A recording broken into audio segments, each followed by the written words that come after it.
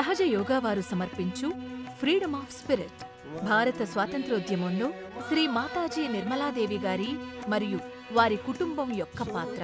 300 సంవత్సరాల బ్రిటిష్ పరిపాలన యొక్క దాస్య శృంఖలాల నుండి విముక్తి కోసం శ్రీ మహాత్మా గాంధీ, శ్రీ జవహర్లాల్ నెహ్రూ, శ్రీ సర్దార్ వల్లభాయ్ పటేల్, శ్రీ సుభాష్ చంద్రబోస్, శ్రీ బాలగంగాధర తిలక్, శ్రీ ప్రకాశం పంతులు, శ్రీ పింగళి వెంకయ్య, శ్రీ అల్లూరి సీతారామరాజు మరియు శ్రీ మాతాజీ నిర్మలాదేవి గారి తండ్రిగారైన శ్రీ ప్రసాదరావు సాల్వే లాంటి అనేక మంది మహనీయులు తమ ప్రాణాలను పణంగా పెట్టి భరతమాతకు విముక్తి కలిగించి భారతదేశానికి స్వాతంత్ర్యం తీసుకొచ్చిన విషయం మనందరికీ తెలిసిందే. వారి పోరాట ఫలాలను ఈరోజు మరొకసారి స్మరించుకుని నివాళులర్పించుకుందాం. భారతదేశ ఔన్నత్యం గురించి ఆ రోజుల్లో ఎన్నో దేశభక్తి గీతాలు. భారతదేశం ఒక పుణ్యభూమి, ధర్మభూమి, కర్మభూమి, యోగభూమి. శ్రీ మార్కండేయ మహర్షి, జగద్గురు శంకరాచార్య, శ్రీ షిరిడీ సాయినాథ్, శ్రీ సంత్ తుకారం, శ్రీ రమణ మహర్షి, శ్రీ రవీంద్రనాథ్ ఠాగూర్, శ్రీ సంత్ జ్ఞానేశ్వర్ లాంటి ఎందరో మహర్షులు, సంతులు, కవులు, అవతారమూర్తులు జన్మించిన ఈ భూమి ఎంతో పునీతమైనది. అటువంటి సద్గురువులలో ఉన్నతంగా చెప్పుకోదగిన వారిలో శ్రీ మాతాజీ నిర్మలాదేవి గారు ఒకరు.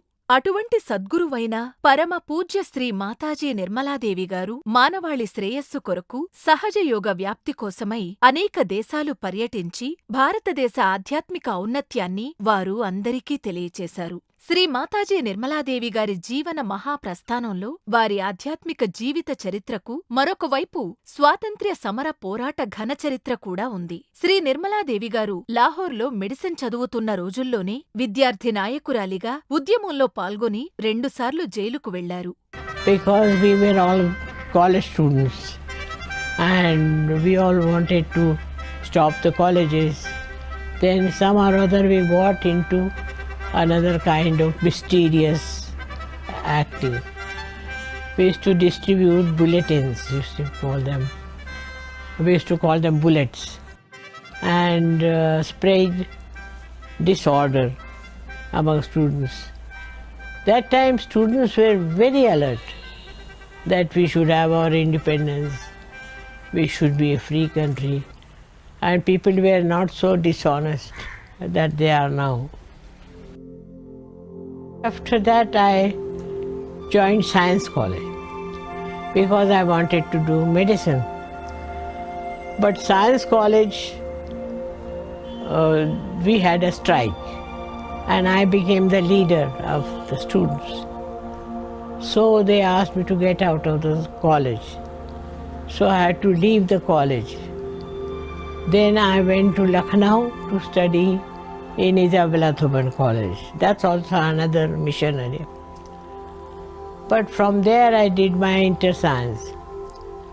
And then I did my medicine from Lahore. ఒకసారి శ్రీ వినోబా భావే గారు నిర్మలాదేవి గారిని పిలిచి, నిర్మలా, నీవు ఇంకా చిన్నదానివి. ఈ వయసులో ఉద్యమంలో పాల్గొని నీ చదువు పాడు చేసుకోవద్దు. నీ తల్లిదండ్రులు ఇప్పటికే దేశ స్వాతంత్ర్యం కోసం పోరాటం చేస్తున్నారు కదా అని చెప్పారు. అయినా ఆమె తన సంకల్పాన్ని, పట్టుదలను వదులుకోలేదు. ఇప్పుడు నాటి స్వాతంత్ర్య పోరాటం గురించి శ్రీ మాతాజీ నిర్మలాదేవి గారు తమ స్వీయ అనుభవాలను, అనుభూతులను చెబుతూ ఇలా అన్నారు. In this country we had a struggle of freedom. I was a part and parcel of that. My parents were part and parcel of that. You'll be amazed, my father burnt all his suits. They were stitched in England. My mother burnt all her saris. They used to spin their own clothes and wear them. My father sacrificed everything, every pie that he had for the freedom struggle. And I know we lived in beautiful houses and then we shifted to huts and lived there. Sacrifices to the maximum. And we were very happy about it, very proud. We had only 2 changes. We used to wash our clothes, live like very poor people, sleeping on this kind of a thing. For my life, I remember that I never used to take a pillow. I never used chappals for ages. That quality was created, I should say, by Mahatma Gandhi. He made everybody so transformed into a new personality of tremendous sacrifices, tremendous. Now, after that, we are here to get our freedom, to get the freedom for our spirit,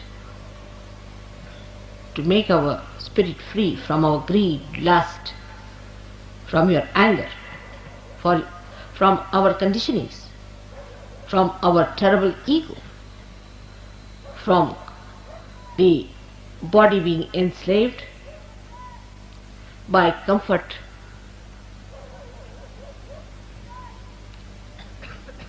I must say Gandhiji had a special charm. I don't know how he managed. He was like touch of Midas, touched anybody, he became transformed. I've stayed in Gandhi's ashram, so I know what it is, and that's how you know I can go through rigorous life. It is history. All the children, about 12 years, had to clean the whole of that ashram area, which is in I think 50 acres of land, every morning. They had to clean their latrines. Also the latrines of the guests, I have cleaned. Everybody had to take a bath early in the morning at 4 o'clock with cold water. Whether it was Jawaharlal Nehru or Abul Kalam Azad, my father, of any age group or a child. And 5 o'clock, Mahatma Gandhi was there for his lecture. ఇప్పుడు ఒక దేశభక్తి గీతం చూసి ఆనందిద్దాం. సహజ యోగ కళాకారులు బాణీ కట్టిన ఈ గీతం శ్రీ మాతాజీ గారి స్వీయ రచన.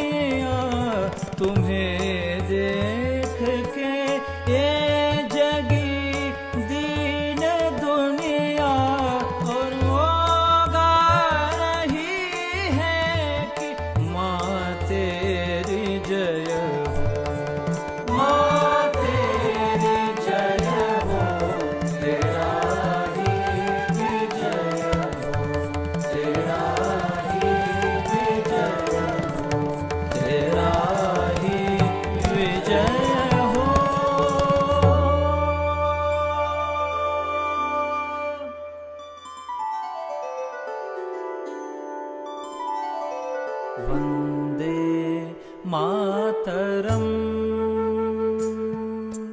वन्दे मातरम् सुजला सुफला मलयज शीतला सस्य श्यामला मातरम् Vande Mataram Vande Mataram Vande Mataram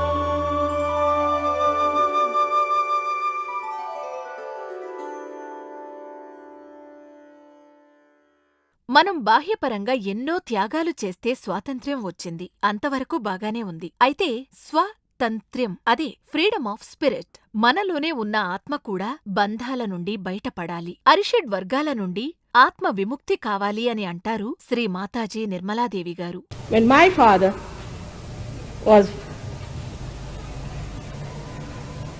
and my mother both were in jail so many times. We were 11 children, we were very rich people living in huts, and we didn't have food for days together sometimes, and we were used to very rich life. They sacrificed everything for the country's freedom. Where are such people now? You can't think of them. They are legendary people. Nobody wants to sacrifice anything whatsoever. And this is the movement. This is a new movement of Swatantra. Swatantra is not yet complete. You can see it clearly. It is not. Your freedom is not complete. If your freedom has to be complete, you must get your Swatantra. You must know the technique of your soul, of your spirit. Unless and until you get this full freedom, you are not free people. You are slaves of money. You are slaves of powers. You are slaves of showing off. You are slaves of everything today. All kinds of bad habits. I have never known so many drunkards that we find these days. So we have become greater slaves of all the bad habits. ఆత్మ గురించి తెలుసుకోవాలంటే ముందుగా సహజయోగం గురించి తెలుసుకోవాలి. సహజయోగ ప్రదాత శ్రీ మాతాజీ నిర్మలాదేవి గారి ఈ video ద్వారా తెలుసుకుందాం. సహ అంటే మనతో పాటు, జా అంటే జన్మించిన, యోగా అంటే కలయిక. Saha is with, Ja is born. Born with you is the right to become one with the divine, united with the divine, that is yoga. ఈ కుండలినీ శక్తి జాగృతి యొక్క సత్యాన్ని, అనుభూతిని మానవాళికి సునాయాసంగా అందించిన ఏకైక వ్యక్తి, శక్తి శ్రీమతి నిర్మలాదేవి అనడంలో ఎటువంటి సందేహం లేదు. అప్పటి నుండి శ్రీమతి నిర్మలాదేవి పరమ పూజ్య శ్రీమాతాజీ నిర్మలాదేవిగా పిలువబడుతున్నారు.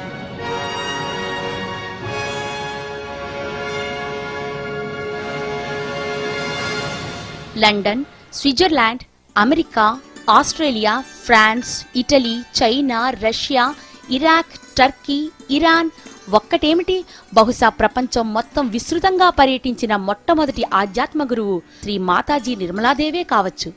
ఈ సహజ యోగా పరిజ్ఞానాన్ని మానవాళి కోసం విశ్వ నిర్మల ధర్మంగా సుమారు 120 దేశాలలో జాతి, మత, కుల, వర్ణ వివక్షతలకు అతీతంగా మానవాళి సంక్షేమం కోసం ప్రచారం చేసి, వ్యాపింపచేసి స్థిరపరిచారు.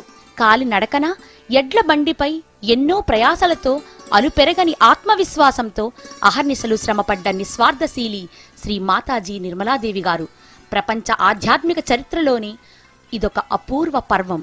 సహజయోగం మనల్ని సమతుల్యంగా ఉంచడం ద్వారా మన బాధల్ని నివృత్తి చేసి, మనలో నిద్రాణ స్థితిలో ఉన్న భగవత్ శక్తి అయిన కుండలినీ శక్తిని జాగృతం చేసి, భగవంతుని ప్రేమశక్తితో అనుసంధానం చేయడం సహజయోగంలో జరిగే ప్రక్రియ.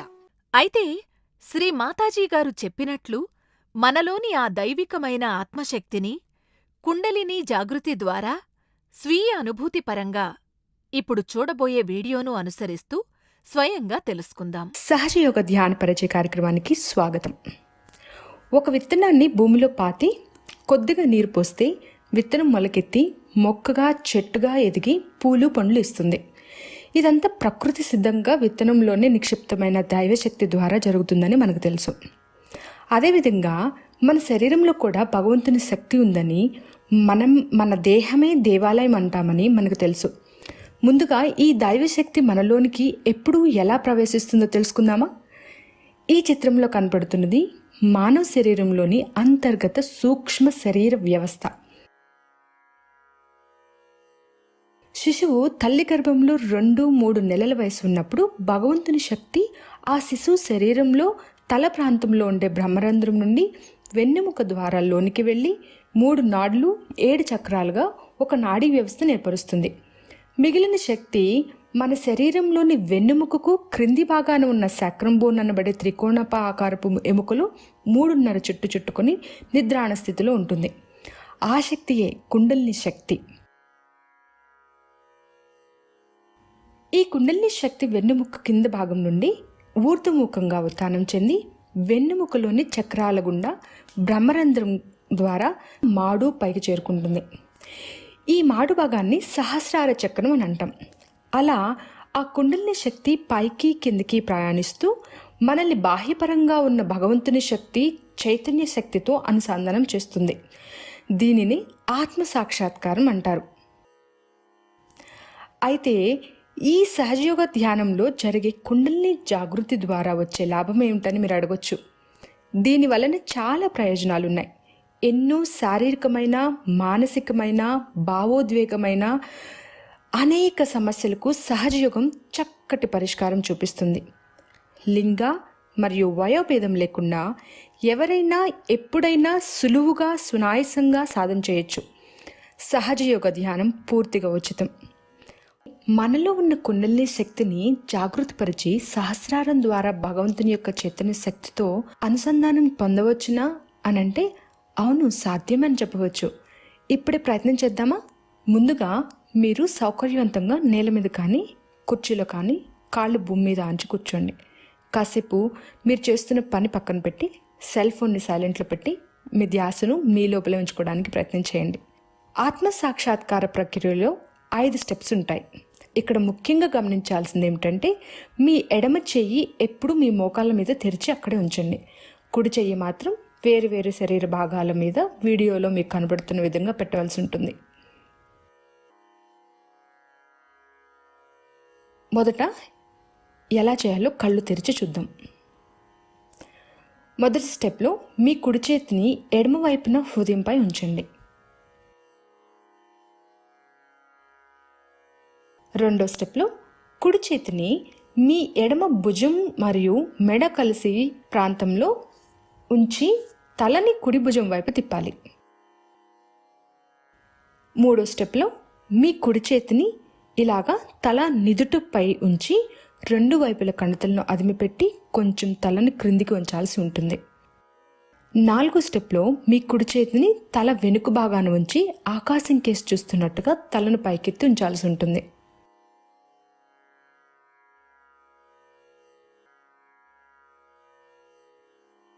5వ స్టెప్లో మీ కుడి అరచేతిని తల మధ్య భాగాన మాడు వద్ద అదం పట్టి చిత్రంలో చూపించినట్లుగా వేళ్లను విడివిడిగా ఉంచి నెమ్మదిగా 7 సార్లు తల మీద గడియారం ముళ్ళు తిరిగే దిశలో అరచేతిని తిప్పాలి. ఇలా చేస్తున్నప్పుడు మన చేతితో పాటు మన తల మీద ఉన్న చర్మం కూడా తిరగాలి.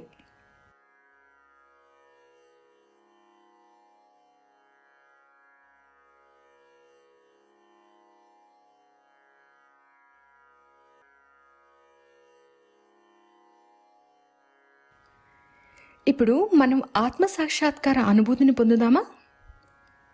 ఆత్మసాక్షాత్కార అనుభవం పొందడానికి ఈ స్టెప్స్ని మనం ఇప్పుడు కళ్ళు మూసుకొని చేద్దాం. Please close your eyes. So now raise your right hand on the left hand side on your heart. And here you have to say with full confidence again, Mother, I am the pure spirit. మీ ఎడమ చేతిని తెరచి ఉంచి కుడి చేతిని ఎడమ వైపున హృదయంపై ఉంచి కళ్ళు మూసుకుని గట్టి నమ్మకంతో మీలో మీరు హృదయపూర్వకంగా ఇలా చెప్పుకోండి: శ్రీ మాతాజీ, నేను కేవలం శుద్ధ ఆత్మను మాత్రమే. శ్రీ మాతాజీ, నేను కేవలం శుద్ధ ఆత్మను మాత్రమే.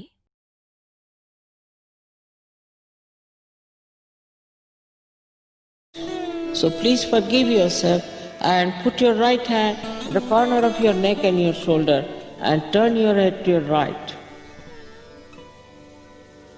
Here you have to say, Mother, I am not guilty at all. Please say this. Mother, I am not guilty at all. ఇప్పుడు మీ ఎడమ చేతిని అలాగే ఉంచి కుడి చేతిని మీ ఎడమ భుజం మరియు మెడ కలిసే ప్రాంతంలో ఉంచి తలని కుడివైపు తిప్పి ఇలా చెప్పాలి. శ్రీమాతాజీ, నేను నిర్దోషిని, నేను నిర్దోషిని, నేను ఎటువంటి దోషమూ చెయ్యలేదు. శ్రీమాతాజీ, నేను నిర్దోషిని, నేను ఎటువంటి దోషమూ చెయ్యలేదు.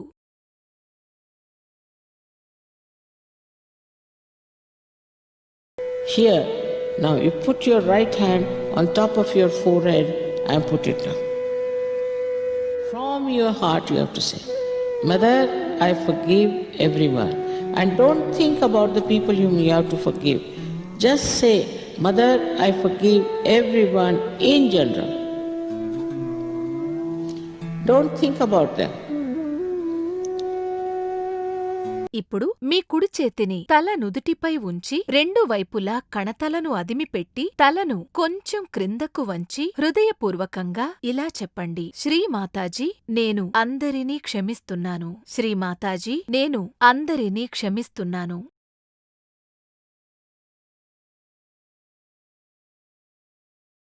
So here you say again from the heart, not how many times, O divine power, please forgive me if I have done anything wrong, knowingly or unknowingly. O divine power, please forgive me if I have done anything wrong, knowingly or unknowingly. Say it from your heart, not how many times is not the point. ఇప్పుడు మీ కుడి చేతిని తల వెనుక భాగాన ఉంచి ఆకాశం వైపు చూస్తున్నట్లుగా తలను పైకెత్తి హృదయపూర్వకంగా ఇలా చెప్పండి. ఓ భగవంతుడా, నేను తెలిసిగాని తెలియకగాని మీ ఎడల ఏవైనా తప్పులు చేసి ఉంటే దయచేసి నన్ను మన్నించండి. ఓ భగవంతుడా, నేను తెలిసిగాని తెలియకగాని మీ ఎడల ఏవైనా తప్పులు చేసి ఉంటే దయచేసి నన్ను మన్నించండి.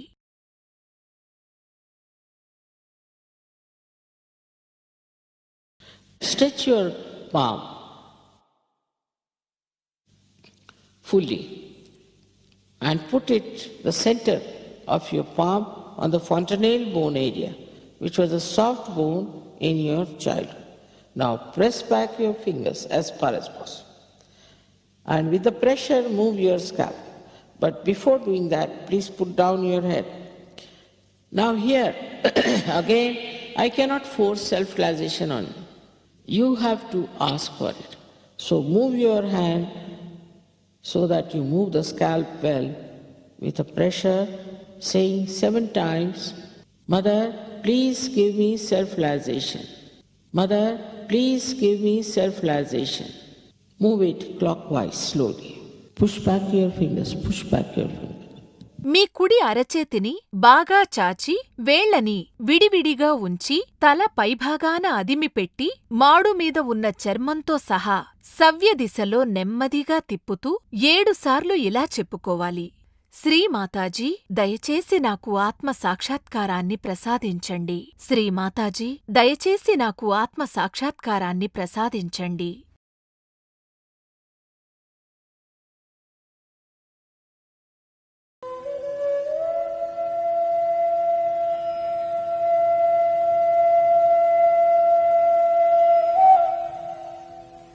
ఇప్పుడు మీ 2 చేతులు మోకాళ్ళ మీద ఉంచి కళ్ళు మూసుకొని ధ్యాన స్థితిలో కాసేపు ఉండడానికి ప్రయత్నించండి. మీ 2 చేతుల్లో కానీ తలపైన కానీ చల్లటి లేదా వేడి వాయు తరంగాల అనుభూతి ఏదైనా కలుగుతుందేమో గమనించండి. కొందరికి చేతులు బరువుగా కానీ తిమ్మిరిగా కానీ అనిపించవచ్చు. కుండలిని జాగృతి ద్వారా మనలో అంతర్గతంగా ప్రశాంతమైన స్థితి ఏర్పడుతుంది. ఇదే ఆత్మ సాక్షాత్కార అనుభూతి. ఆ స్థితిని గమనిస్తూ ఆనందిస్తూ కాసేపు ధ్యానంలో ఉందాం.